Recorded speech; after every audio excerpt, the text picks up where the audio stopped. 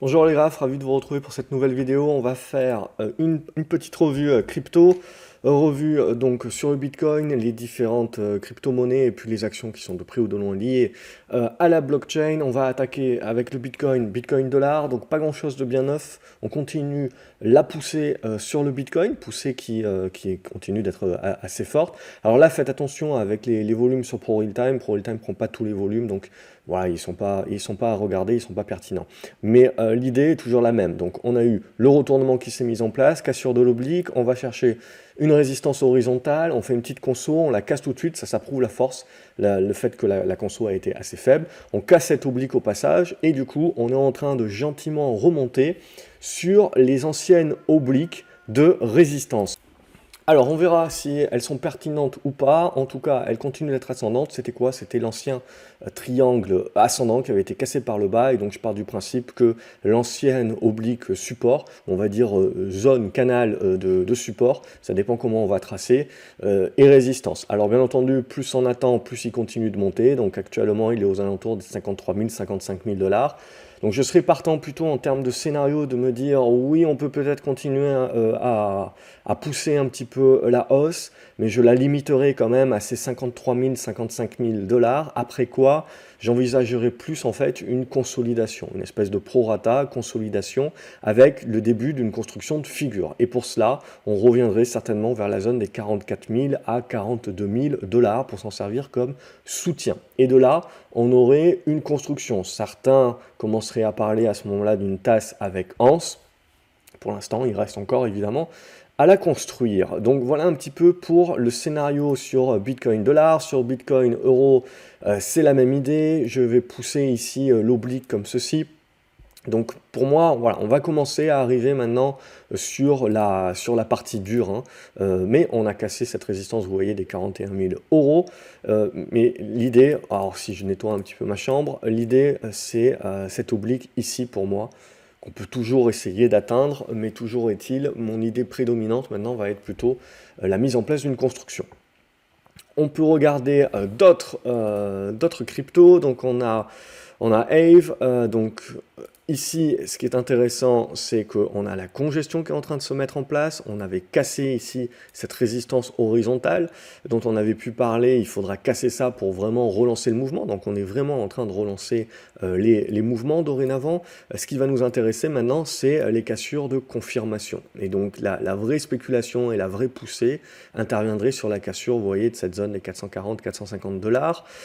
Et on est en train de mettre en place une congestion intermédiaire ici avec les 350 dollars en support. Si je fais chercher maintenant le BAT, qu'est-ce qu'il nous fait? Il a fait son rattrapage. Je crois que la dernière vidéo qu'on a faite, c'était il y a 2 semaines. Donc on devait être aux alentours du 7 ou du 10 août, quelque chose comme ça. Avec ici cette construction, on est en train de pousser, regardez là le BAT, il est en train de revenir sur la résistance horizontale qu'on avait pu tracer dans les dernières analyses. Donc tout va se jouer là maintenant. Éventuellement une consolidation construction intermédiaire.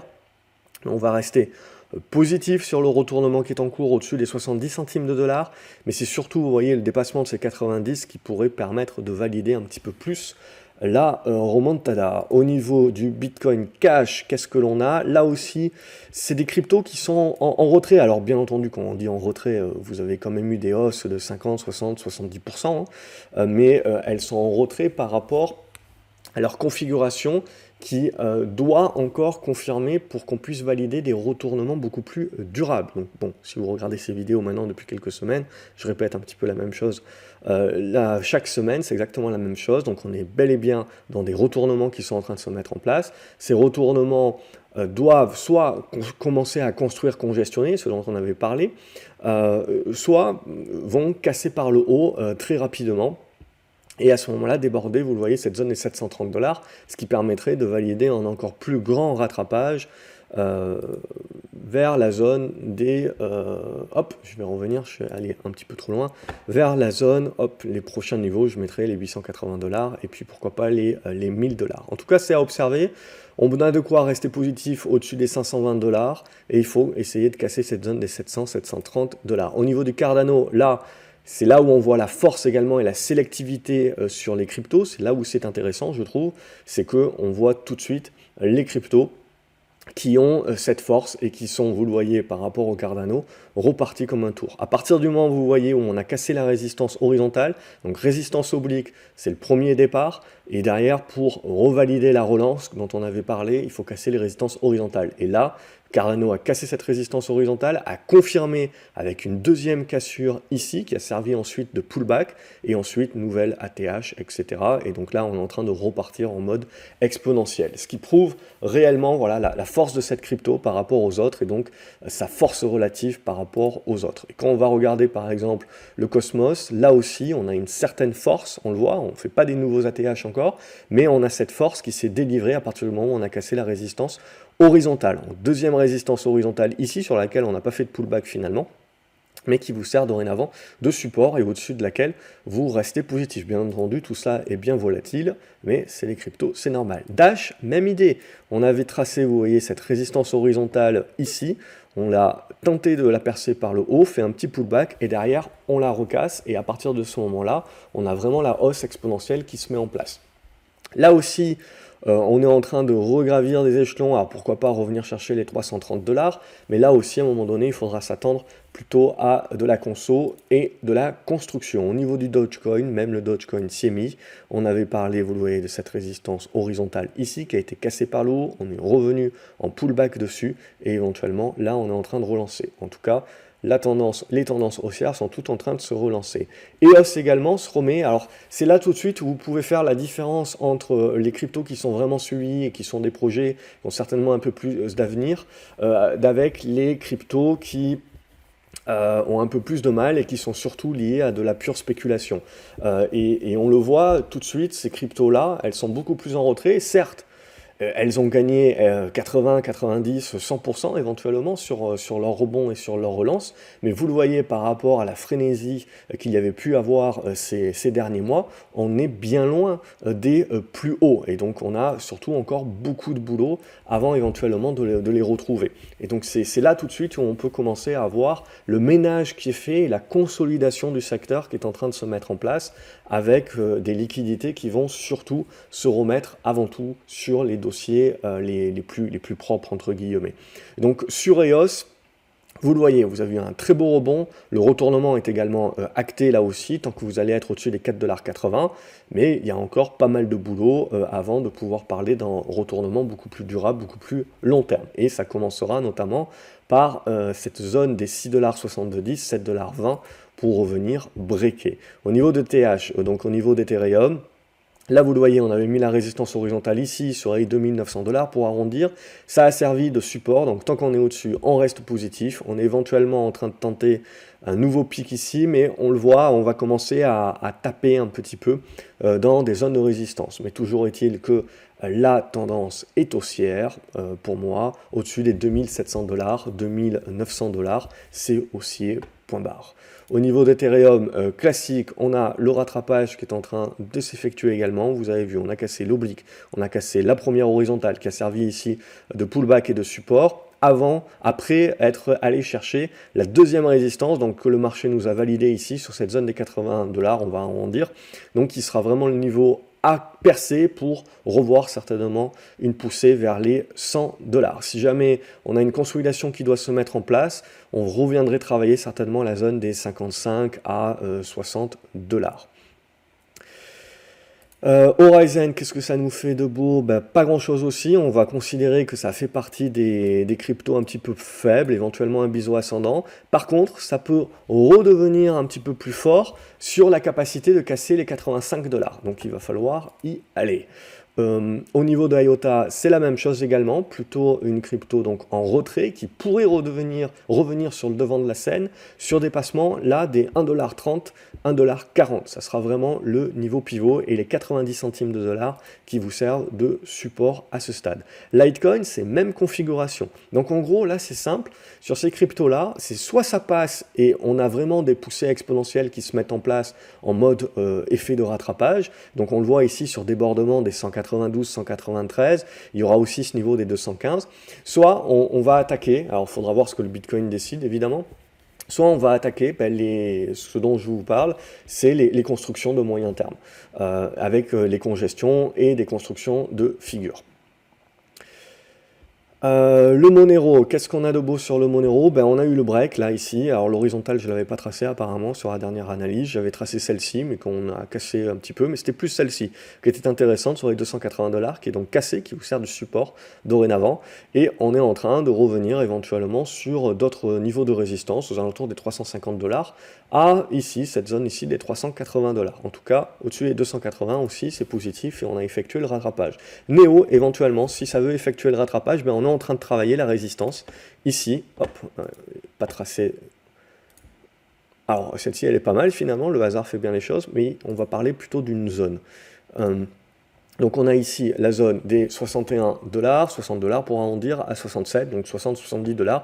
Ce sera la zone à déborder pour commencer à jouer les rattrapages en mode exponentiel. Sinon, on va, si ça commence un petit peu trop à tarder, on va commencer à construire là-dessus aussi. Au niveau de Nano, on a le break qui est effectué, donc j'avais cette résistance horizontale ici, qu'on aurait pu peut-être un baisser, on le voit parce qu'elle a servi de support derrière, donc elle était un petit peu plus basse aux alentours des 5,60 $. Toujours est-il que donc au-dessus de ces 5,60 $, on va rester positif sur le retournement qui est en cours. Il y a encore pas mal de résistance à breaker avant de parler de nouveaux ATH et de revenir vers la zone des 11 $, et notamment pour commencer, vous voyez la zone des 9 $.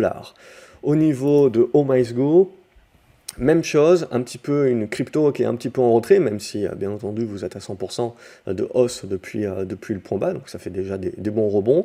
Par contre, ce que l'on a ici, voilà, c'est un bon support sur les 5,10 $, donc au-dessus de ce niveau-là, on va rester positif. Et ce qui, par contre, ce qui mettra vraiment le feu aux poudres, c'est la capacité de la crypto de revenir au-dessus des 7,30 $ à 8 $. Au niveau de Qtum, elle est en train de revenir également travailler sa résistance horizontale, qui est vraiment donc le point pivot à casser pour lâcher un petit peu les chevaux. Sinon, on va rentrer en construction. Ripple, XRP également, a fait une belle poussée. Donc on avait l'oblique ici, la première horizontale ici, première poussée expo qui va chercher la deuxième horizontale ici, qui a servi ensuite de support. Vous voyez, les cryptos, c'est très technique.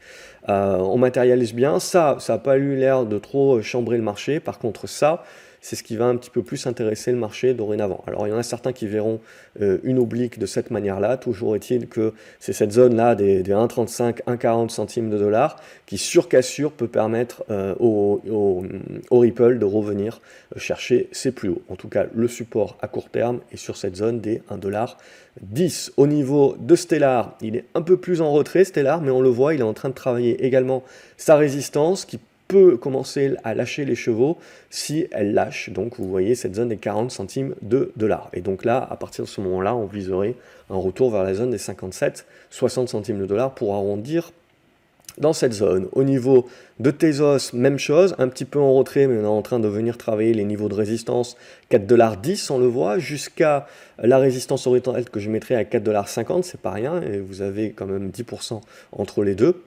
Mais ça sera vraiment ça qui lâchera les chevaux. Sinon, on aura une construction intermédiaire avec pas mal de personnes qui nous parleront de TI et ce genre de choses. Mais ça sera quelque chose qui mettra un petit peu plus de temps à se construire. Tronix également, vous voyez, la résistance horizontale est plutôt très propre ici. Donc je l'allonge par rapport à ce qu'on avait déjà tracé. Et on est sur la zone des 9 centimes 70, donc à casser pour là aussi commencer à lâcher les chevaux. Sinon, on va commencer à construire, mais ça ne sera pas méchant pour moi. On va pas remettre en cause les tendances ici tant qu'on ne va pas repasser en dessous. On le voit par exemple là des 7 centimes 30 et des brouettes. Par contre, ce qui sera intéressant, c'est la construction ici, qu'elle se mette en place. Certains verront donc une tasse avec une anse qui se construira et ça sera le break qui lâchera les chevaux. Bon, on a vu sur quelques cryptos, on n'a pas attendu, on a cassé tout de suite, ce qui prouve leur force. Ici, on est encore en attente. Waves qui est en train également de revenir sur des niveaux intéressants. Et si ça break ici, qui devrait remonter vers la zone des 35 $, en tout cas, là par contre, vous voyez la résistance, on l'avait mise ici sur les 19 centimes, sur les 19 $, pardon. On peut la remonter un petit peu en guise de support sur les 21 dorénavant, qui avait servi ici de pullback. Et le Zcash de pullback, pardon. Et le Zcash qui est en train également d'arriver. Alors là, c'était pas une horizontale. Alors, on peut tracer une horizontale. Ici, vous voyez, on peut la pousser, mais on a une petite oblique qui poussera, si on la casse jusqu'aux 190 $, qui sera vraiment le niveau pivot à casser pour relancer la dynamique beaucoup plus long terme. Là, on a un bon retournement qui est en train de se mettre en place, qui est en train d'arriver sur des niveaux de résistance. Et donc, comme sur la plupart des cryptos, on est en attente de voir comment ça va éventuellement construire et congestionner pour la suite. Au niveau des actions qui sont de près ou de loin liées au mining ou à la blockchain, on a Argo Blockchain, ça c'est coté en Angleterre. On a le break qui est en train de s'effectuer, mais c'est vraiment ici pour moi la cassure de ces 165 pence et donc surtout des 210 là, qui permettrait de vraiment relancer la mode en ETH. Au niveau d'Atari, mis à part des rebonds techniques comme on en avait parlé il y a 2 semaines, il n'y a pas grand chose à se mettre sous la dent, c'est en train de construire à ce stade-là. On a une congestion éventuellement qui se met en place et qu'il faudra attendre de casser par le haut pour commencer à avoir de la spécu à ce stade-là, c'est en mode prendre ce qu'il y a à prendre. Le bit digital également, bon, il y a eu une très très belle poussée ici, vous voyez, qui avait cassé cette résistance horizontale, qui a servi de support ici, c'était la semaine dernière, en fin de semaine dernière, qui permet un rebond. Alors, vous voyez la volatilité du machin, mais toujours est-il que voilà, ça c'est votre zone de soutien. Éventuellement, on peut la pousser un petit peu plus bas sur la zone des 10 dollars. Bitmining également, c'est plutôt pas mal graphiquement parlant. On a une congestion qui est en train de se mettre en place ici avec une construction, mais c'est réellement, vous le voyez, le débordement de ces 9 dollars et des brouettes et voire les 10 dollars qui permettrait la relance. Au niveau de Bitcoin Group, ça c'est coté en Allemagne. Celle-ci, elle est vraiment en deçà et elle n'a pas profité. Elle n'a clairement pas profité de l'engouement. Alors peut-être qu'elle fera un effet rattrapage, mais à la condition de commencer par casser la zone des 40 euros et de confirmer avec la cassure des 45 euros. Au niveau de Bitfarms, on a une bonne construction là aussi. On a cassé ici cette horizontale. Alors, on n'a pas beaucoup d'historique là-dessus. C'est ça qui est un petit peu plus compliqué, parce qu'elle a changé de marché dernièrement et que ProRita n'a pas récupéré l'historique, mais c'est possible d'aller récupérer l'historique, je pense, certainement plutôt chez des analystes américains. Donc là aussi, on est en mode construction. Je serais tenté de partir sur un triangle ascendant, on le voit, avec un bon support sur la zone des 5,50 $, la résistance sur les 7 dollars et des brouettes, et donc à l'intérieur, la construction, évidemment, cassée par le haut pour relancer la dynamique. Au niveau de Coinbase, on avait également, vous le voyez, avait commencé à sortir ici par le haut. Finalement, on a buté et on va le tracer ici en résistance oblique. On a réintégré, mais on a trouvé un support ici qui permet de tracer un support oblique aussi. Donc, triangle symétrique de congestion qui est en train de se mettre en place. Le zigzag, ça casse par le bas, c'est terminé, en tout cas pour ce coup-ci. Ça casse par le haut, là, ça vous permet de jouer réellement une poussée. Si ça casse par le haut, il faut bien se dire que, en gros, toutes les cryptos commencent à partir en mode on retourne to the moon, ATH, etc., sans construction intermédiaire. Moi, je serais quand même plutôt partisan de la construction intermédiaire. J'aime jamais quand les trucs repartent en ligne droite. Vous prenez du prorata, il y a de la volatilité, etc. Et après, il y a pas mal de zigzags qui devient un peu plus compliqué à trader. Grayscale Bitcoin, de toute façon, ça suit le Bitcoin et on est plus ou moins en train de tenter la sortie par le haut ici. Donc bon, ça reste propre. Vous avez Hive Blockchain aussi qui est en train de tenter la sortie par le haut. Alors c'est très volatile, donc au niveau des constructions graphiques, c'est un petit peu plus compliqué d'y voir clair. Souvent, vous pouvez prendre du recul avec les graphiques hebdomadaires, c'est un peu plus propre, un peu plus clean. Mais en gros, on en est là. Voilà, triangle ascendant, là aussi, pas loin de tenter la cassure par le haut, ce qui permettrait de repartir pour un tour. Au niveau de Hut 8 Mining également, c'est plutôt propre. Au-dessus de cet oblique, on voit qu'il avait été breaké, qu'il avait été poussé, puis on est revenu ici travailler l'ancien sommet ici qui devient support. Donc tant que vous êtes au-dessus de ces deux niveaux-là, vous êtes positif. On est en relance de la tendance haussière et pour repartir en mode exponentiel, il faudra recasser les plus hauts récents. Au niveau de Marathon Digital, on est à peu près sur la même chose aussi. Vous avez cassé l'oblique, on a poussé sur la résistance horizontale, on a fait le pullback, on est en train de relancer.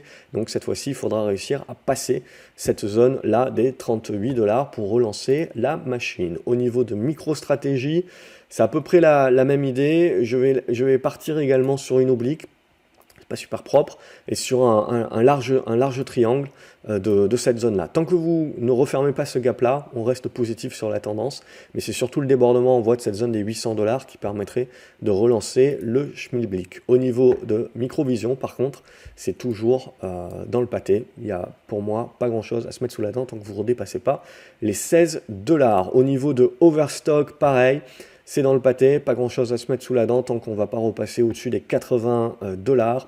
Riot Blockchain, c'est à peu près comme Marathon. On est venu tester ici le haut du triangle, on va rester sur un triangle symétrique ici. Si on casse les 30 $ par le bas, c'est moyen moins. On deviendra prudent.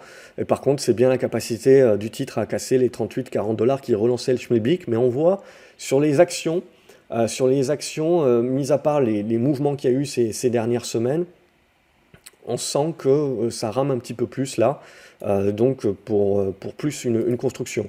SOS également, c'est plus spéculatif, mais là pareil, c'est jamais réellement parti. Tant que vous cassez pas cette oblique, à mon avis, il n'y aura pas de départ spéculatif, ça reste des petits titres, ça reste spéculatif, et on va plutôt le jouer en canal descendant ou en biseau descendant, mais tant que vous cassez pas les résistances, il n'y a pas vraiment encore de gros signal. Et Blockchain Group, voilà, on avait la petite oblique ici qui a été cassée par le haut, qui permet un rattrapage, mais voilà, attention, il y a quand même une grosse zone de résistance ici. Pour moi, donc on reste en mode rebond, en mode prendre ce qu'il y a à prendre, et c'est-à-dire que les zones ici entre les 1,50 et les 1,60, ça peut être des bonnes zones de prise de profit en attendant de voir la construction éventuelle que le titre mettra en place. Voilà ce que l'on pouvait dire cette semaine sur le tour crypto, action et tout ce qui est lié blockchain de près ou de loin. Et sur le Bitcoin, comme d'habitude, j'espère que la vidéo vous a plu. N'hésitez pas à la liker, à la partager avec d'autres investisseurs que ça pourra aider, à me dire ce que vous en pensez dans les commentaires, quels sont vous les cryptos que vous plébiscitez, quelles sont les actions que vous plébiscitez. Et je vous retrouve à la prochaine vidéo. N'oubliez pas de vous abonner, comme ça vous ne loupez pas le reste. Salut les graphes.